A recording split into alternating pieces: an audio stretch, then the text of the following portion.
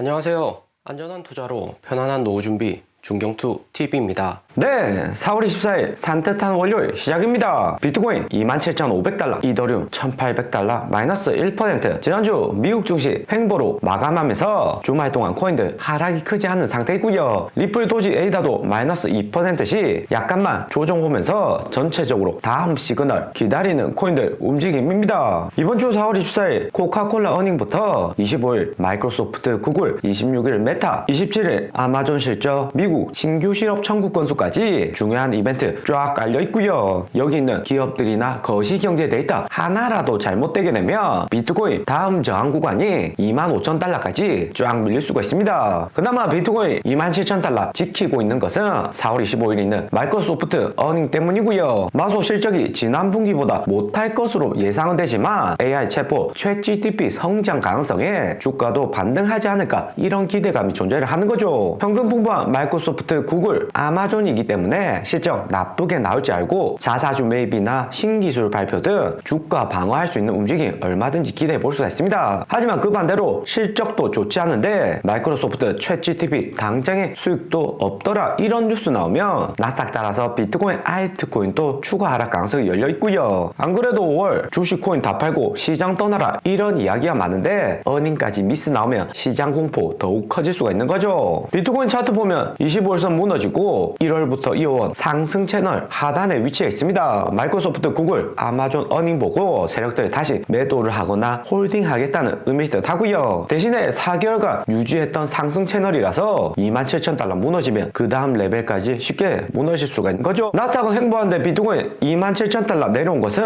중경도 계속 이야기드린 시장 공포 심리도 있지만 롱포지션 청산이 가장 큰 원인입니다. 4개월 연속 비트코인 상승만 하다 보니까 롱포지션 잡은 투자자들 여전히 많고 롱포지션 청산 계속해서 일어나고 있고요. 비트코인 28,000달러는 절대 안 내려오고 반등할 것이라고 롱포지션 잡았다가 초록색 추가적으로 롱청산 길게 나오고 있습니다. 코인 하락장 시작될 때 보면 시장은 긍정적인데 롱청산 연쇄적으로 일어나면서 하락 오는 경우가 많았고요. 올해 3월 실리콘밸리 파산 때도 1월 미국 기업들 실적 잘 나오고 연중 금민상 종료 호재로 나스닥 상승하니까 약간 하락 온다고 해서 설마 얼마나 더 떨어지겠지 이렇게 하면서 내려올 때마다 롱포지션 잡고 여기 구간 청산이 많이 되었습니다. 최근 비트코인 청산매 보면 26,000달러로 롱포지션 여전히 많은 상황이고요. 27,400달러 아래로 살짝 내려오니까 바로 롱포지션 새롭게 진입하는 모습 여기서 알 수 있습니다. 그만큼 시장 긍정적으로 보는 투자자들이 많은 거고 투심 이후에 롱포지션 무조건 아닐 수 있다 이런 분위기로 진입을 해야지 횡보가 나올 수가 있고요. 하지만 아직까지는 긍정적인 투자자들 많다 보시면 됩니다. 그리고 이번 주 나스닥이 중요한데 316달러로 320달러 위에서 쌍봉 만들고 25일선 테스트하는 위치에 있고요. 마이크로소프트, 구글, 아마존, 미국 GDP, 신규 실업 청구 건수 등 하나라도 컨센서스 미스하는 데이터 나오면 나스닥도 25일선 무너질 수 있다 보시면 됩니다. 차트나 분위기만 봐서는 약간 무너질 가능성은 충분히 있어 보이고요. 25일선 무너지면 308달러 다음 지지선인데 마이너스 3% 나스닥 하락하는 거고 비트코인 롱포지션 동시에 청산되면서 비트코인 26,000달러 레벨도 위태위태 할 수가 있고요. 30,000달러 아래 직전 저점까지 도달은 안 할 것으로 보이지만 25일선 아래로는 충분한 조정 나올 수가 있습니다. 그리고 비트코인 25,000달러 라인에 99일선도 위치해 있는 상황이고요. 99일선은 3월 미국 실리콘밸리 은행 파산 나올 때 약간 터치했다가 빠르게 반등한 적이 있습니다. 보통 3월처럼 2월 저점이 무너지면 그 아래까지 내려가면서 26,000달러 바닥까지 내려올 수가 있는데 당시 미국 정부에서 빠르게 중소은행 예금자 보호하면서 반등을 시킨 거고요. 이번에도 마찬가지로 비트코인 99일선 무너지면 나스닥도 같이 하락을 한다는 거고 미국 정부에서 새로운 대책 나올 가능성도 존재를 하고요. 바이든 대통령 내년 재선이 있기 때문에 최대한 주가 방어를 해줘야지 대선에도 긍정적이죠. 그런데 6월 예정인 미국 부채 한도 협상이 당장에는 관건일 수가 있습니다. 공화당에서는 원화로 170조 예산 삭감 원하고 있고 바이든 민주당은 한 푼도 예산 안 깎겠다는 입장에 서로 대치 중에 있습니다. 바이든도 올해 하반기 잘 보내서 내년에 성공적으로 재선을 하려면 170조 자금이 필요하고 공화당도 내년 정권 탈환 위해서면 170조 절대로 민주당에 넘기면 안 되죠. 2021년 9월에도 부채 한도 협상으로 나스닥코인 하락하고 불안한 국면이 있었는데 그때는 코로나 오미크론이라는 정당한 이유가 있었고 미국 상하원 모두 민주당이 장악했던 상태였었고요. 하지만 22년 10월 중간선거에서 아슬아슬하게 상원은 민주당이 장악했지만 하원은 공화당이 과반이 더 많았습니다. 민주당도 완만한 부채 한도 협상 이끌어내려면 시장에 공포 만들어서 미국과 전 세계 경제를 위해서 돈 푸는 거다 이런 논리가 필요하죠. 때문에 전체적인 코인이나 나스닥 부채 한도 협상 이슈로 인해서 조정받을 가능성 여전히 존재를 하는 거고요. 바이든 대통령도 170조 삭감을 안 하려면 구실이 필요한데 5월 19일부터 21일 열리는 G7 정상회의가 6월 부채 한도 협상 전 중요한 이벤트일 듯 합니다. 일본 히로시마에서 G7 회의 열리고 미국, 유럽, 일본 공동 타겟인 러시아, 중국 추가적인 제재 방안 협의를 한다고 하고요. 한국 대통령도 참가를 합니다. 때문에 바이든 대통령 이번 G7 회의로 러시아, 중국 문제 부각을 시키고 부채 한도 협상 이끌어낼 가능성이 매우 높습니다. 이러한 국면에 비트코인은 6월 행보로 이어질 가능성이 크다. 34만 트위터가 전망을 했었고요. 크레디블 3월 비트코인 반등도 예상을 잘했었기 때문에 이번에도 맞을 가능성에 기대를 해봅니다. 코인 시장 긍정적으로 생각해보았을 때 미국 민주당에서 부채 한도 협상 결국에 이끌어내고 6월 연준 금리 동결까지 나오면 7월 말 미국 기업들 2분기 어닝까지 상승하는 시나리오 여기 차트처럼 충분히 나올 수가 있고요. 미국 정치에서 공화당은 하원이 장악했지만 상원은 여전히 민주당 과반입니다. 하원에 비해서 상원의 권력이 막강하죠. 하원에서 아무리 예산 감축한다는 법안을 올려도 상원에서 통과 안 시키면 법안 무산되는 거고 최종적으로 바이든 대통령도 서명하면 재선 안 될 가능성 키우는 거기 때문에 서명 안 할 가능성이 매우 크죠. 특별한 변수가 없는 한 크리디블 예상한 대로 횡보 이후 추가 상승 나오지 않을까 시장에서 높게 예측을 하고 있고요. 대신에 크리디블 예상처럼 이렇게 움직이려면 4월 비트코인 월봉이 매우 중요합니다. 최근 비트코인 월봉은 27,000달러 하락 이후 음봉으로 전환되고 21년 4월, 11월하고 비슷한 움직임이 나오고 있고요. 월봉이 음봉에서 양봉으로 전환되면 21년 3월하고 11월처럼 조정 나온다고 하더라도 한 달 더 상승하는 추가 상승 나올 수가 있는데 만약에 이번 4월 월봉이 음봉으로 마감해버리면 올해 약간 반등 오더라도 하락 추세로 이어질 가능성이 높은 거죠. 그나마 코인시장 긍정적인 점은 비트코인 7일 평균 투자자 수익 퍼센트로 봤을 때는 70%가 여전히 수익 구간입니다. 2011년부터 비트코인 수익률 평균치 데이터 보았을 때는